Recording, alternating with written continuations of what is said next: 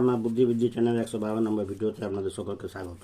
এই ভিডিওতে সংখ্যাদ্বয় একক 2 এবং অন্যান্য সংখ্যাগুলো ভিন্ন।